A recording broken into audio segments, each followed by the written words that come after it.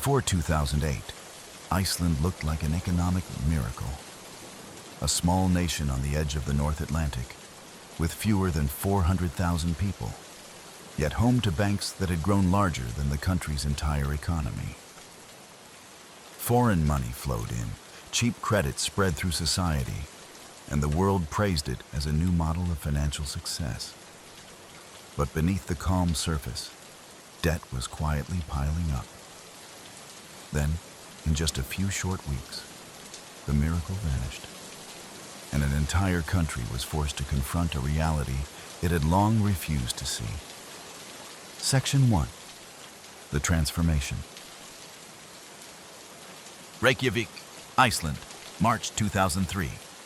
The wind cuts through Bankastrati like a blade, carrying the salt of the North Atlantic into the narrow streets of Iceland's capital.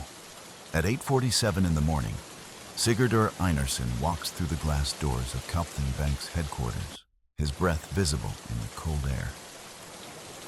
He is 43 years old, recently appointed chairman, and today he carries a presentation that will change the trajectory of his country.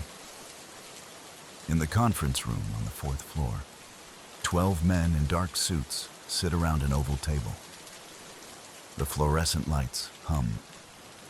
Einarsson places his leather briefcase on the polished wood and clicks it open. He pulls out a stack of documents bound with a black spiral. "Gentlemen," he says, "we are sitting on a goldfish bowl." He flips to the first chart. Iceland's GDP, $8.5 billion. Population, 290,000 people. Total banking assets, approximately the same as GDP. The numbers are modest. The country is modest. For decades, Iceland has been a quiet Nordic outpost, its economy built on fishing, aluminum smelting, and geothermal energy. The banks exist to serve local businesses. They lend to farmers. They finance fishing trawlers. They are boring. But Einarsson does not want boring. He flips to the second chart. This one shows the deregulation that swept through Iceland in the late 1990s. The privatization of state-owned banks. The lifting of capital controls. The newly elected Independence Party government, led by David Oddsson, now serving as foreign minister after 13 years as prime minister, has opened the doors. Iceland has joined the European Economic Area. Icelandic banks can now operate anywhere in Europe with a single license. We have access to 500 million consumers, Einarsson says. We have the legal framework. We have low interest rates across Europe, and we have something our competitors don't. He pauses. The men around the table lean forward. We have nothing to lose. This is not arrogance. This is mathematics. Kaupthing is small. Landsbanki is small. Glitnir is small. They cannot compete with Deutsche Bank or Barclays on scale, but they can move faster. They can take risks that bureaucratic giants cannot stomach. They can borrow money in European wholesale markets at low rates and deploy it into high-yield investments across Scandinavia, the United Kingdom, and beyond. The model is simple. Borrow short, lend long, and grow as fast as humanly possible. Einarsson clicks to a projection. By 2008, he suggests, Kaupthing could increase its assets tenfold. The room is silent. In the months that follow, the three major Icelandic banks begin their transformation. They hire young, aggressive bankers, many of them educated at American business schools, fluent in the language of derivatives and leveraged buyouts. They open offices in London, Copenhagen, Helsinki, and Luxembourg. They acquire foreign banks. They buy stakes in British retail chains. The numbers begin to climb. By the end of 2003, Iceland's banking assets have grown to 150% of GDP. By the end of 2004, they reached 200%. The country's Financial Supervisory Authority, a small agency with fewer than 50 employees, watches the growth with a mixture of pride and confusion. There are no internal alarms. There are no public warnings. The international rating agencies see a well-regulated Nordic country with strong institutions and upgrade Iceland's sovereign debt to AAA. In Reykjavik, a construction boom begins. Cranes appear on the skyline. Luxury apartments rise along the waterfront. Imported Range Rovers fill the streets. Young Icelanders who once dreamed of careers in medicine or engineering now dream of careers in finance. The University of Iceland's business school doubles its enrollment. David Oddsson, now at the central bank, watches the transformation with satisfaction. He has spent his political career modernizing Iceland, liberating it from the sleepy socialism of his youth. The banks are proof that his vision works. Small countries can compete with giants. Iceland can be more than fish. But there is something Oddsson does not see. In the rush to grow, the banks are building a structure that depends entirely on the continued confidence of foreign creditors. They are borrowing billions in short-term wholesale markets. Money that can vanish in days if sentiment shifts. They are lending to related parties, to holding companies controlled by their own shareholders. Two ventures that exist primarily on paper. The foundation is not solid. The foundation is sand. And outside Iceland's borders, almost no one is paying attention. The country is too small to matter. Its banks are too obscure to monitor. The regulators in London and Brussels assume that someone else is watching. No one is watching. In March 2003, as Sigurdur Einarsson packs up his presentation and shakes hands with his colleagues, the total assets of Iceland's banking system are roughly $100 billion. 5 years from now, they will exceed $180 billion, more than 10 times the country's entire economic output.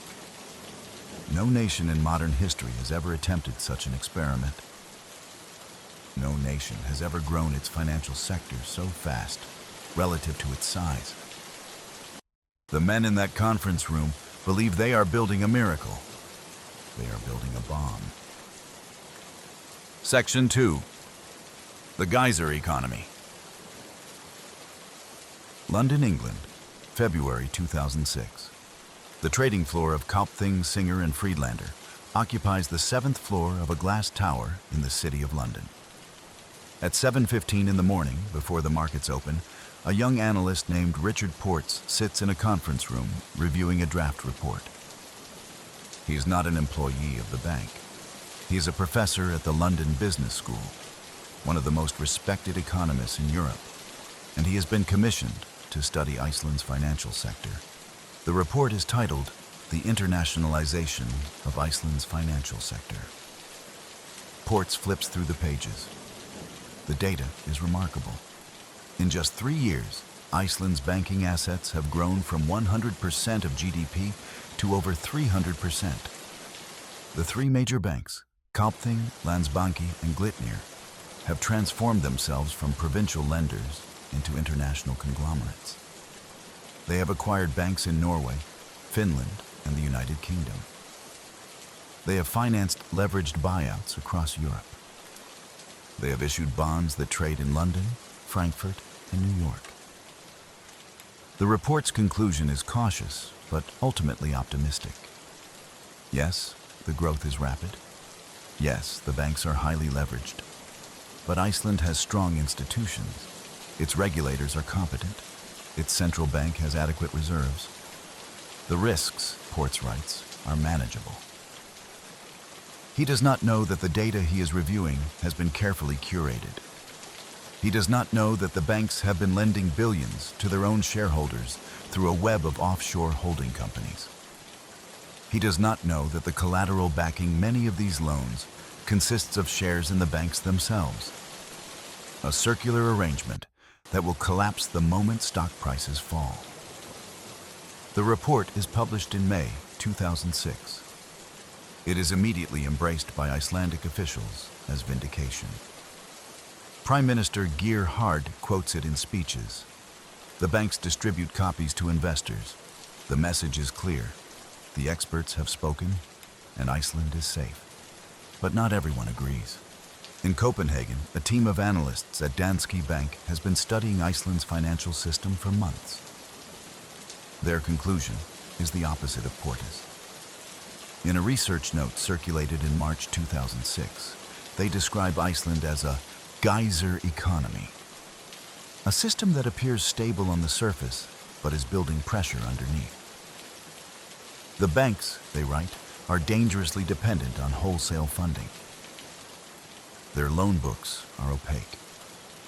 Their connections to major shareholders are troubling. We believe, the Danske Bank report concludes, that Iceland is heading for a hard landing. The report lands like a grenade. Icelandic officials are furious. Oddsson, now governor of the central bank, calls it irresponsible.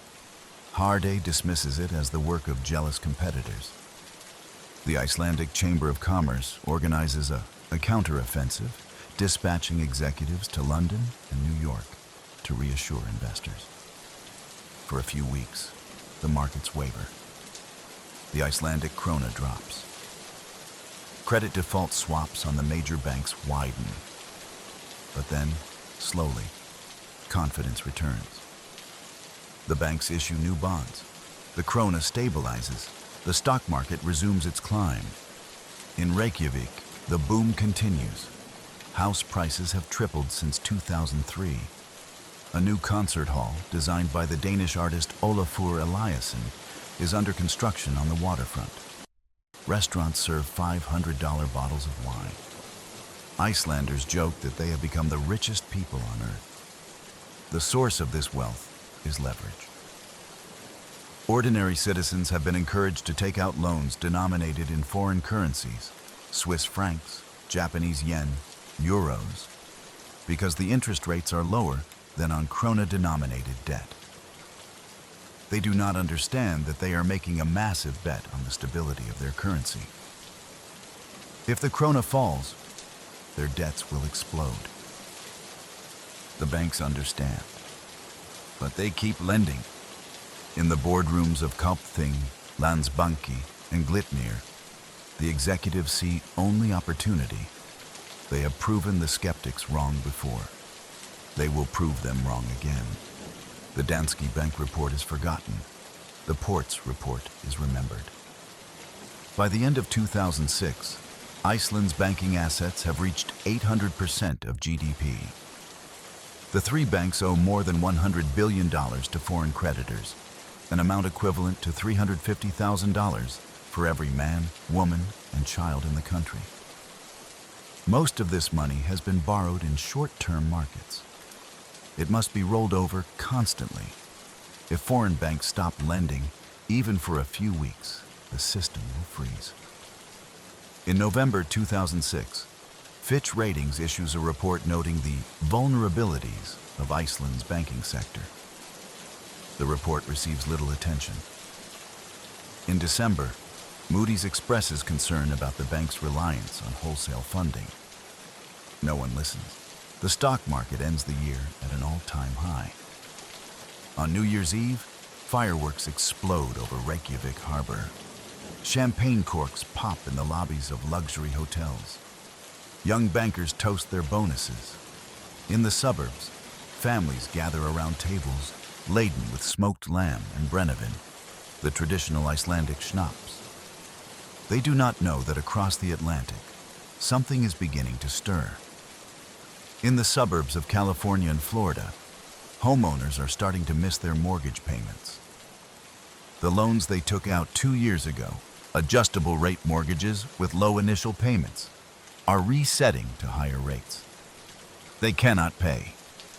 They are walking away. The first cracks in the American housing market are appearing. Within 18 months, those cracks will become a chasm. And when the global financial system freezes, Iceland will discover that its miracle was never real. But tonight, in the glow of the fireworks, no one in Reykjavik is thinking about subprime mortgages.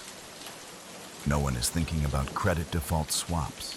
No one is thinking about the billions of dollars that must be repaid to foreign creditors in the coming year. Tonight, Iceland is the richest country in the world. Tonight, anything seems possible. Section 3. The cracks appear. Reykjavik, Iceland, August 2007. The air conditioning in the Central Bank of Iceland hums at full capacity.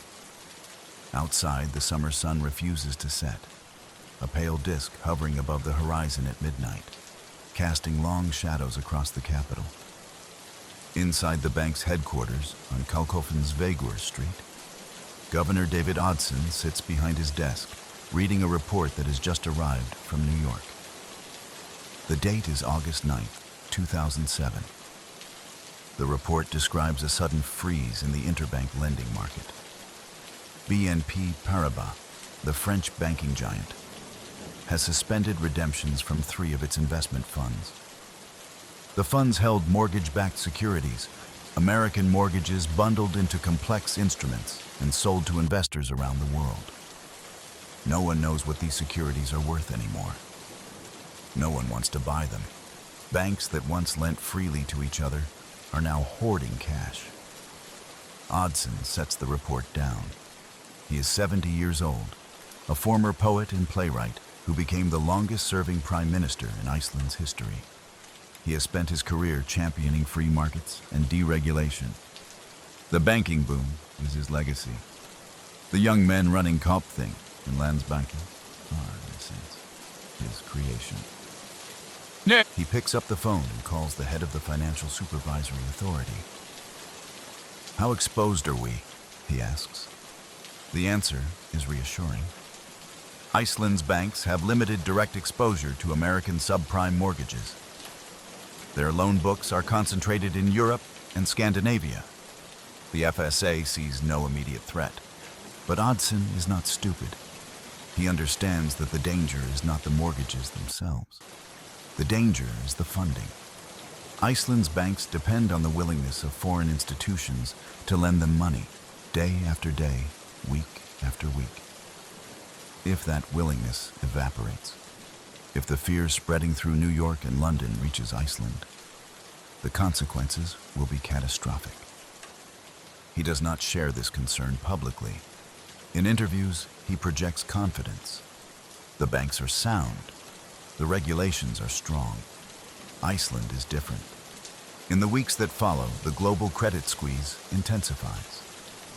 In September, Northern Rock, a British mortgage lender, experiences a bank run, the first in the United Kingdom in over a century. Customers queue around the block to withdraw their savings.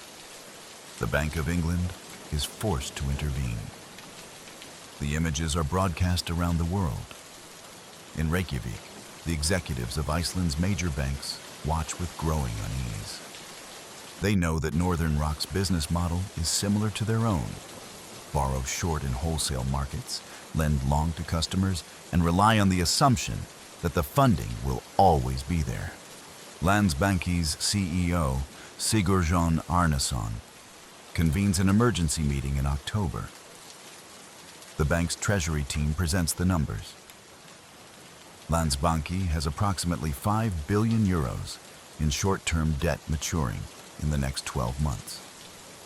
Under normal circumstances, this debt would be rolled over automatically, old bonds replaced with new ones. But circumstances are no longer normal. The spreads on Icelandic bank debt have widened dramatically. Investors are demanding higher interest rates. Some are refusing to lend at all. Arnason asks the obvious question: what do we do if the market closes completely? The room is silent. In London, Kaupthing's treasury team is having the same conversation. The bank has been trying to issue new bonds for weeks, but the appetite is gone. European investors who once competed to buy Icelandic paper are now staying away. The credit default swap spreads on Kaupthing, a measure of how risky the market believes the bank to be, have tripled since July. The solution, the executives decide, is to find new sources of funding. If wholesale markets are closed, they will go directly to retail depositors. Ordinary people. Savers who keep their money in bank accounts and rarely ask questions. In October 2007, Landsbanki launches a new product in the United Kingdom. It is called IceSave. The concept is simple. Offer British savers a higher interest rate than they can get from domestic banks. The money will flow into Landsbanki's coffers, replacing the wholesale funding that has dried up. The product is marketed heavily. Advertisements appear in British newspapers. The interest rates are attractive, significantly higher than those offered by Barclays or HSBC. Within weeks, thousands of British citizens open IceSave accounts. By the end of the year, the product has attracted over £1 billion in deposits.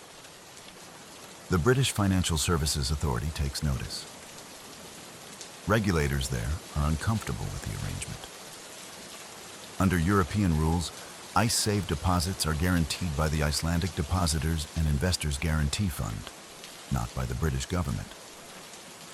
If Landsbanki fails, British savers will have to seek compensation from Iceland. And Iceland's guarantee fund contains only a fraction of the money that would be needed.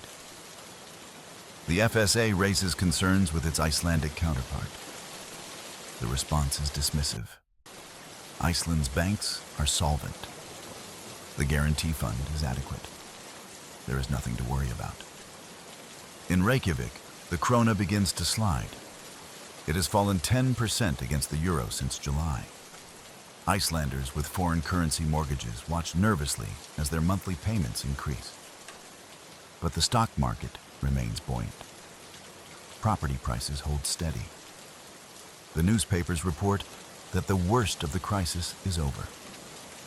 In December 2007, Glitnir's CEO, Lars Welding, gives an interview to an Icelandic business magazine. "We have proven," he says, "that Icelandic banks can compete with anyone in the world. The skeptics have been wrong at every turn. They will be wrong again." He does not mention that Glitnir's credit lines are shrinking. He does not mention that the bank has begun quiet negotiations with foreign lenders, pleading for extensions on maturing debt. He does not mention that the Treasury team is working 18-hour days, scrambling to find cash wherever they can. The year ends. The crisis is not over. It is only beginning. Section 4. The dominoes begin to fall. New York City, March 14, 2008. At 6:30 in the morning, the streets of Lower Manhattan are quiet. The traders have not yet arrived. The coffee carts are just setting up. But inside the headquarters of J.P. Morgan Chase on Park Avenue, a team of lawyers and bankers has been working through the night. Bear Stearns is dying. The fifth largest investment bank in America, an institution that has survived the Great Depression, 2 world wars, and every financial crisis of the past century, is hemorrhaging cash. Clients are fleeing. Counterparties are refusing to trade. The Federal Reserve has given J.P. Morgan an emergency credit line to keep Bear Stearns alive. But the terms are brutal. By Sunday night, Bear Stearns will be sold for $2 per share. A company that was worth $170 per share just 14 months ago. The news spreads across trading floors around the world. In London, bankers stare at their screens in disbelief. In Tokyo, the Nikkei plunges.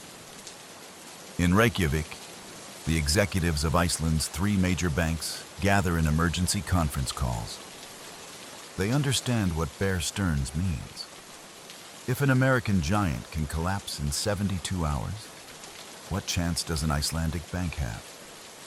Sigurdur Einarsson, chairman of Kaupthing, places a call to the bank's London office. The message is urgent. Accelerate all funding efforts. Tap every available credit line. do whatever it takes to stockpile cash. But the markets are no longer cooperating. In the weeks following Bear Stearns' collapse, the cost of borrowing for Icelandic banks soars. Credit default swap spreads, the price of insuring against default, reach levels that suggest the market believes failure is not just possible but likely. The krona falls another 15%. Inflation spikes. The central bank raises interest rates to 15%, then 15.5%, desperate to defend the currency. In April, Glitnir's CEO Lars Welding flies to Oslo to meet with Norwegian banking executives. He is seeking a lifeline, a credit facility, a partnership, anything that might reassure the markets. The Norwegians listen politely. They ask probing questions about Glitnir's loan book, its exposure to leveraged buyouts, its connections to major shareholders. At the end of the meeting, they decline to help. Welding returns to Reykjavik empty-handed. The pressure is now visible to ordinary Icelanders. Supermarket prices are rising as the weak krona makes imports more expensive. Families with foreign currency mortgages are seeing their monthly payments increase by 20, 30, even 40%. The newspapers, once filled with stories of Iceland's triumph, now carry anxious headlines about the banking sector. In May, the government attempts to calm the situation. Prime Minister Geir Haarde gives a televised address assuring citizens that Iceland's financial system is fundamentally sound. The banks, he says, have adequate capital. The regulators are vigilant. There is no reason to panic. Behind closed doors, the reality is different. The central bank has begun secret negotiations with the Federal Reserve, seeking access to dollar swap lines, emergency credit facilities that would allow Iceland to borrow American currency if its banks run short. The Fed is non-committal. Iceland is not a priority. Its banks are not systemically important to the United States. Oddsson also reaches out to the European Central Bank, hoping for similar support. The ECB declines. Iceland is not a member of the Eurozone. Its problems are its own. Throughout the summer, the banks scramble to survive. Kaupthing sells assets in Scandinavia, trying to raise cash. Landsbanki pushes IceSave more aggressively in the UK and expands to the Netherlands, attracting hundreds of millions of euros in new deposits. Glitnir negotiates with its creditors, seeking extensions on maturing loans. But the hole is too deep.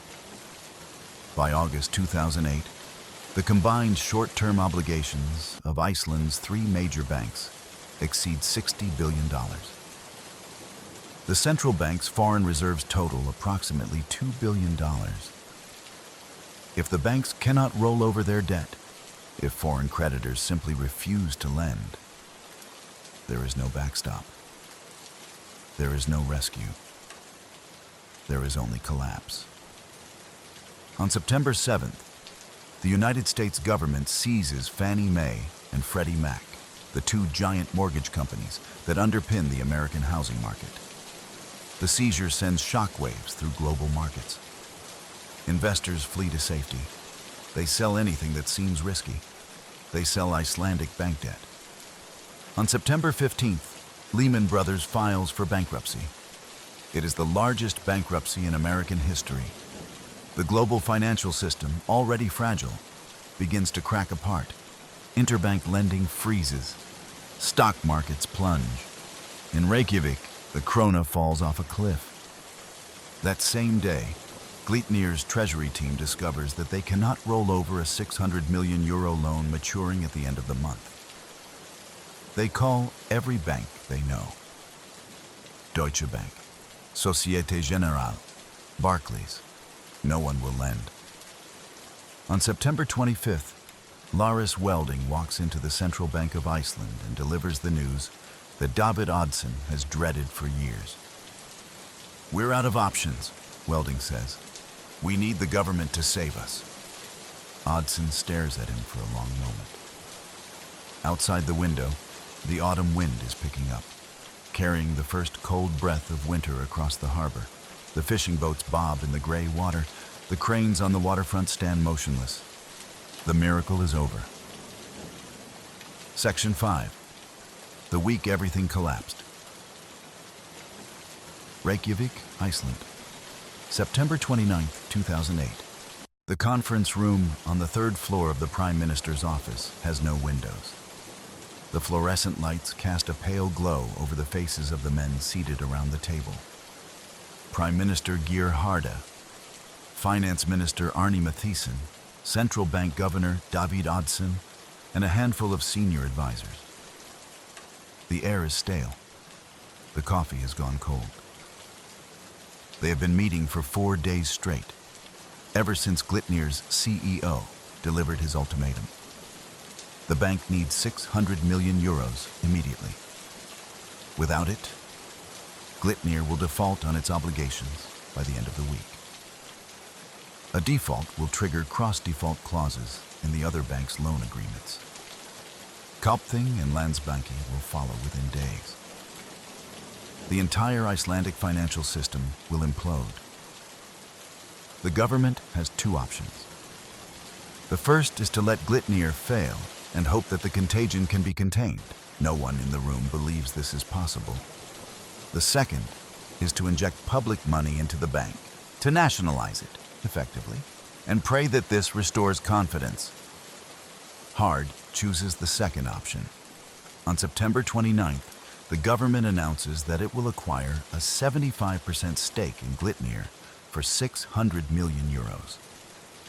The money will come from the central bank's reserves, nearly a third of Iceland's entire foreign currency holdings. In exchange, the government will take control of the bank and guarantee its obligations. The announcement is meant to calm the markets. It has the opposite effect. Investors see the rescue not as a sign of strength, but as confirmation of their worst fears. If Glitnir needs 600 million euros, what about Kaupthing? What about Landsbanki? How much money will Iceland need to save its entire banking system? And where will that money come from? The krona collapses. By the end of the day, it has fallen 30% against the euro. The stock market plunges. Credit default swap spreads on the remaining banks explode to levels that imply near certain default. In London, the British Financial Services Authority convenes an emergency meeting. They have been monitoring IceSave for months, growing increasingly alarmed at the flood of British deposits into a foreign bank with no British government guarantee. Now their fears are being realized. Landsbanki is clearly in trouble. If it fails, 300,000 British citizens will lose access to their savings. The FSA contacts its Icelandic counterpart, demanding assurances. Can Iceland guarantee the IceSave deposits? Will British savers be protected? The Icelandic regulators do not have an answer. They are overwhelmed. The Financial Supervisory Authority has fewer than 70 employees. They have never dealt with a crisis of this magnitude. They are not even sure how much money is at stake. On October 3rd, the situation deteriorates further. Kaupthing's stock price falls by 50% in a single day. The bank's CEO, Hreidar Mar Sigurdsson, appears on Icelandic television insisting that the bank is solvent. No one believes him. That weekend, Haarde flies to Berlin to meet with European finance ministers. He is seeking help, a loan, a credit line, anything that might stabilize the situation. The Europeans are sympathetic but non-committal. They have their own problems. The German government is scrambling to rescue hypo real estate. The French are worried about their exposure to Lehman Brothers. Iceland is a small country with a population smaller than Dusseldorf. It is not a priority. Haarde returns to Reykjavik on Sunday night. The central bank's reserves have fallen to 1 billion euros. The banks owe more than 60 billion euros to foreign creditors. The mathematics are impossible. On Monday, October 6th, the government takes emergency action. The Althing, Iceland's parliament, passes legislation granting the Financial Supervisory Authority extraordinary powers to seize failing banks. The law includes a provision that will prove controversial. In the event of a bank failure, domestic depositors will be prioritized over foreign creditors. Icelanders will get their money first. Everyone else will wait in line. The markets interpret this as a signal that Iceland is preparing for total collapse. On Tuesday, October 7th, the government seizes Landsbanki.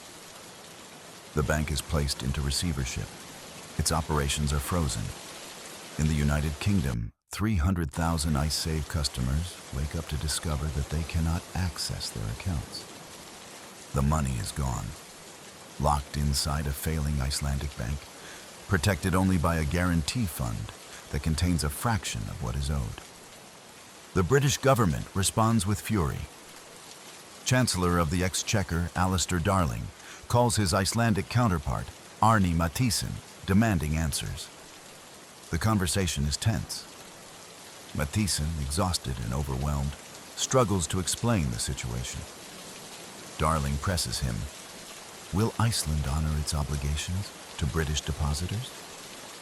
Matthísson's answer is ambiguous. He says the Icelandic government is not in a position to guarantee the deposits. He suggests that British savers may have to seek compensation through the bankruptcy process. Darling hangs up the phone and immediately calls Prime Minister Gordon Brown. The message is simple. Iceland is refusing to pay. Brown's response is swift and devastating. On October 8th, the British government invokes the Anti-Terrorism, Crime and Security Act of 2001, legislation designed to freeze the assets of terrorist organizations, and uses it to seize the UK assets of Landsbanki, Kaupthing Singer, and Friedlander, and the Central Bank of Iceland. Iceland is now legally classified alongside Al-Qaeda and the Taliban. The news breaks across Icelandic television like a thunderclap. Citizens are stunned. Their country, a NATO ally, a peaceful Nordic democracy, has been branded a terrorist state by one of its closest partners. Protests erupt outside the British embassy in Reykjavik. The Union Jack is burned in the streets. But the humiliation is only beginning. On October 9th, the government seizes Kaupthing, the last of the three major banks. In a single week, Iceland's entire financial system has collapsed. The banks that were supposed to make the country rich have instead made it insolvent. Hard appears on national television that evening. His face is gray. His voice is hoarse. Fellow Icelanders, he says, there is a very real danger that the Icelandic economy could be sucked into the whirlpool and the result could be national bankruptcy. He pauses. The camera holds on his face.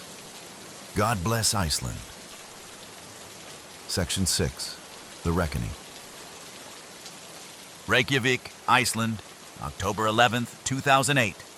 The supermarket on Laugavagur Street opens at 9 in the morning. By 8:45, a line is already formed outside the door. The customers are not here for sales or special offers. They are here because they do not know if the shelves will be full tomorrow. Iceland imports almost everything: food, medicine, fuel, clothing. The country produces fish and aluminum and geothermal energy. But the bread on the shelves comes from Denmark. The vegetables come from the Netherlands. The gasoline comes from refineries in Norway and Scotland. All of these imports must be paid for in foreign currency. And Iceland no longer has foreign currency. The krona has collapsed so completely that it has effectively ceased to function as a medium of international exchange. No foreign supplier will accept it. The central bank's reserves are nearly exhausted.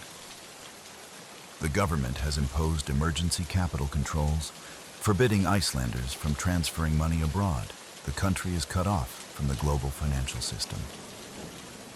Inside the supermarket, a woman named Gudrun Helgadottir fills her cart with canned goods, dried pasta, and powdered milk. She is 47 years old, a school teacher, married with 2 children. 3 weeks ago, her family's savings were held in a Kaupthing money market account that promised steady returns. Today, that account is frozen. She does not know when or if she will see the money again. Her mortgage is denominated in Swiss francs. When she and her husband bought their apartment in 2006, the monthly payment was manageable. Now, with the krona worth half what it was, the payment has doubled. They cannot afford it. They are not alone. Across Iceland, thousands of families are discovering that their debts have exploded overnight. The mathematics are devastating. The average Icelandic household owes 250% of its annual income, one of the highest debt ratios in the world. Much of this debt is linked to foreign currencies.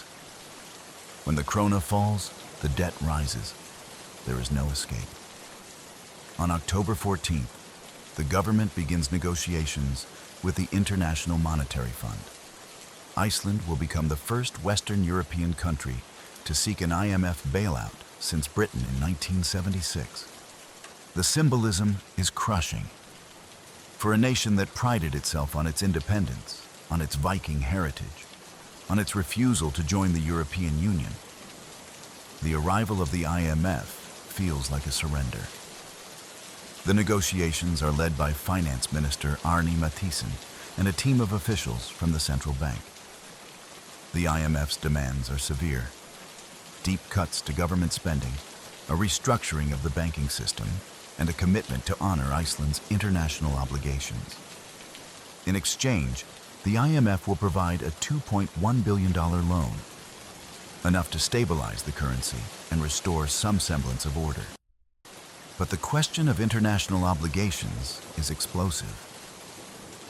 The British and Dutch governments are demanding that Iceland repay the IceSave deposits, approximately 4 billion euros owed to savers in those countries.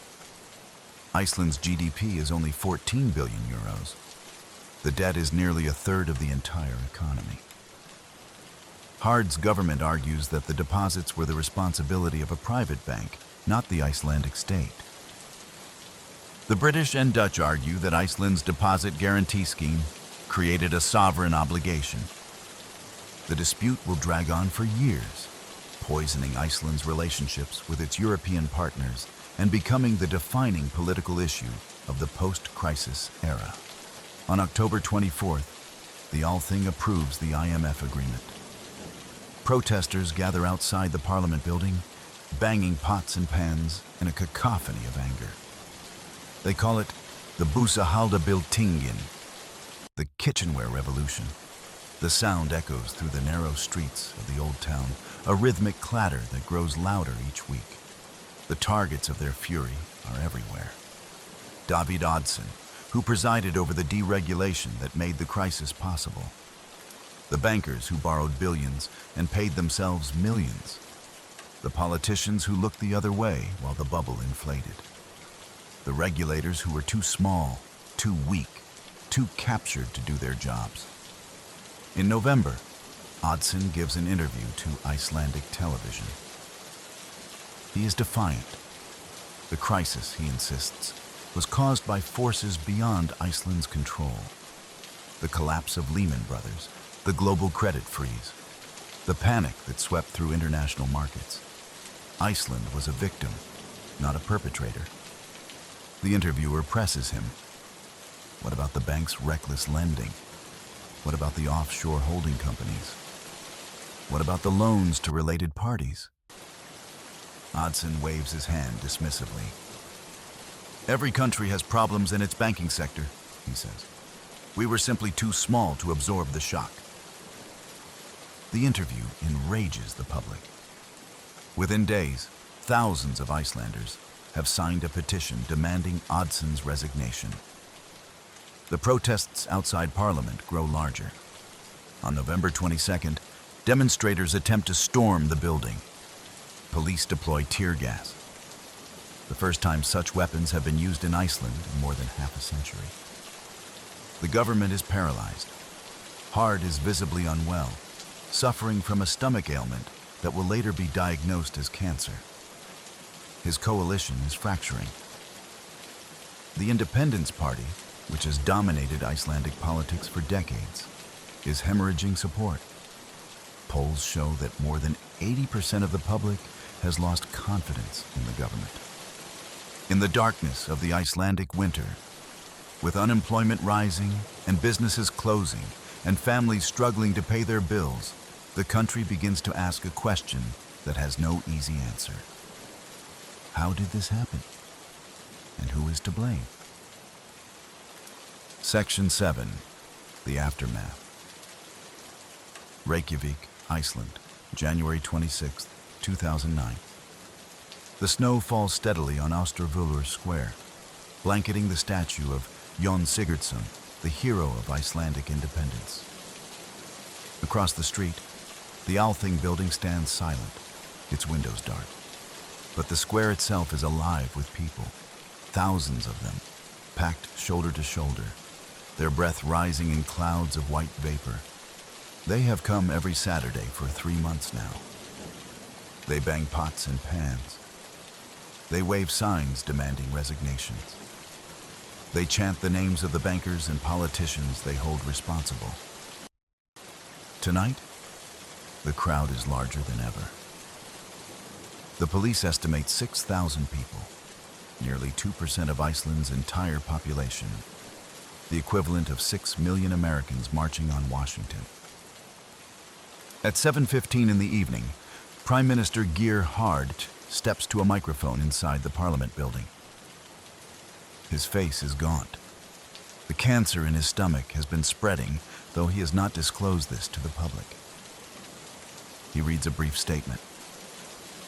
The government has collapsed. New elections will be held in April. Haarde is resigning as leader of the Independence Party. Outside, the crowd erupts in cheers. The pots and pans clatter in triumph.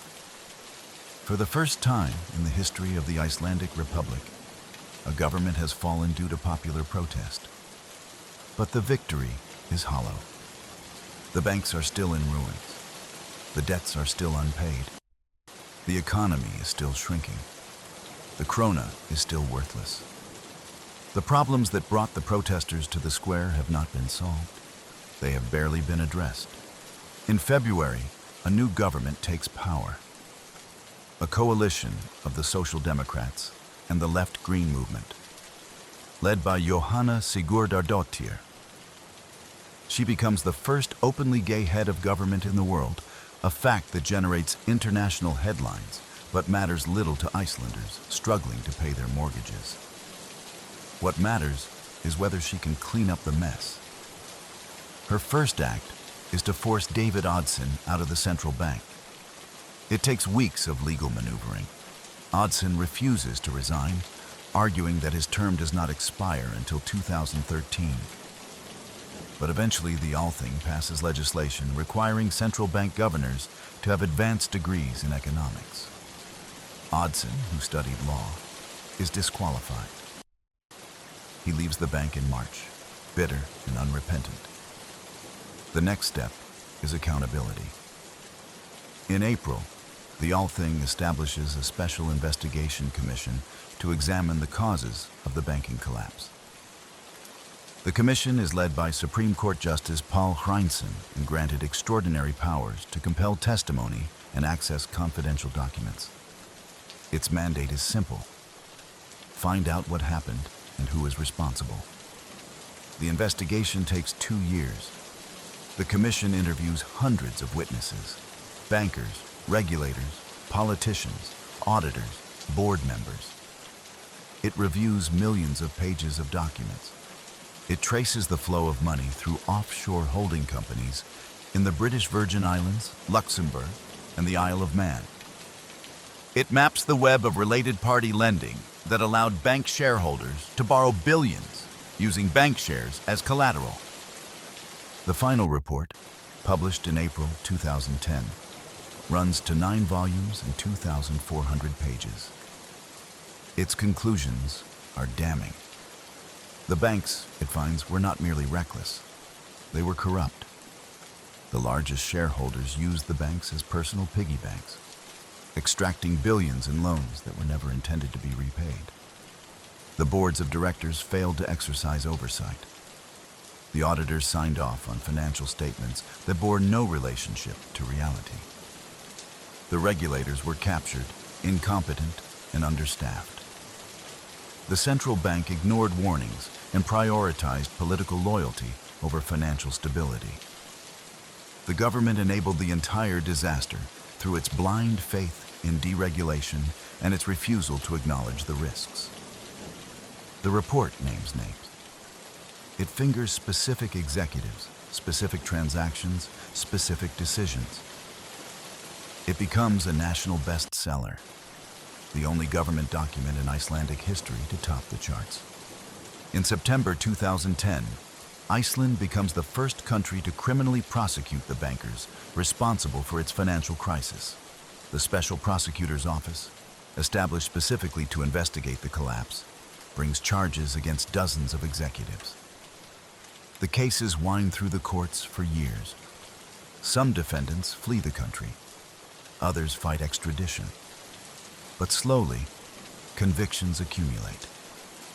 Sigurdur Einarsson, the chairman of Kaupthing, who dreamed of conquering Europe, is sentenced to 5 years in prison for market manipulation. Tridar Mar Sigurdsson, Kaupthing's CEO, receives 5.5 years for breach of trust. Lárus Welding of Glitnir is sentenced to a year for fraud. In total, more than 30 bankers and executives are convicted and imprisoned, more than in any other country affected by the 2008 crisis. The Icesave dispute drags on until 2013, when an international court rules that Iceland was not obligated to repay the British and Dutch governments. The decision is a vindication for the Icelandic position, but it comes too late to heal the wounds. Relations with Britain remain strained for years. The economy, meanwhile, begins a slow and painful recovery. The capital controls trapped money inside Iceland, preventing the outflow of currency that would otherwise collapse the krona. The currency depreciation, though devastating for households with foreign debts, makes Icelandic exports more competitive. Tourism surges. Visitors flood in to see the land of fire and ice, drawn by the weak currency and the drama of the crisis. By 2015, Iceland's GDP has returned to pre-crisis levels. But the scars remain. A generation of young Icelanders has emigrated, seeking opportunities abroad. Families have lost their homes. Businesses have closed. The sense of trust in banks, in government, in institutions, has been shattered. Polls show that Icelanders' confidence in their parliament is among the lowest in Europe. Reykjavik, Iceland, October 2018. 10 years after the collapse, a memorial ceremony is held in Austurvöllur Square. The crowd is smaller now, a few hundred people, mostly activists and journalists. The pots and pans are gone. The anger has faded into something quieter, something like sorrow. A woman named Gudrun Helgadottir stands at the edge of the crowd. She is 57 years old now, her hair streaked with gray. Her family lost their apartment in 2011, unable to keep up with the foreign currency mortgage payments. They moved to a smaller place in the suburbs. Her husband found work on a fishing trawler. Her children grew up and moved away, one to Copenhagen, one to London. She does not regret staying. Iceland is her home. But she remembers what it felt like in those dark days of October 2008, when it seemed like the entire country might simply cease to function. When the shelves were emptying and the banks were closing, and the Prime Minister was asking God to bless a nation that had run out of options. She remembers the shame, the rage, the bewilderment. And she remembers the question that hung over everything, the question that still has no satisfying answer. How did a country of 300,000 people convince itself that it could become a global financial superpower? How did fishermen and farmers become investment bankers overnight? How did a nation built on caution and self-reliance fall for the oldest con in capitalism? The belief that this time, somehow, the rules did not apply. The wind picks up, carrying the salt of the harbor across the square. The statue of Jon Sigurdsson stares out at the crowd, his bronze face impassive. He fought for Iceland's independence from Denmark. He believed that a small nation could govern itself wisely, could resist the temptations of empire and excess. He never imagined this. The ceremony ends. The crowd disperses. The square falls silent. And somewhere in the city, in a modest office building overlooking the water, the remnants of Iceland's banking system continue their quiet work. Smaller now, humbler, chastened by the memory of what ambition without wisdom can destroy. And as this story comes to a close, the lesson Iceland left behind still lingers. Economic miracles often look strongest just before they break. What appears stable on the surface can be fragile underneath, built on confidence, leverage, and borrowed time. Thank you for spending these moments with this story. If you're listening as the day winds down, let these final thoughts fade gently into silence. We'll return with another quiet journey through history, where numbers, decisions, and human belief quietly shape the world we live in.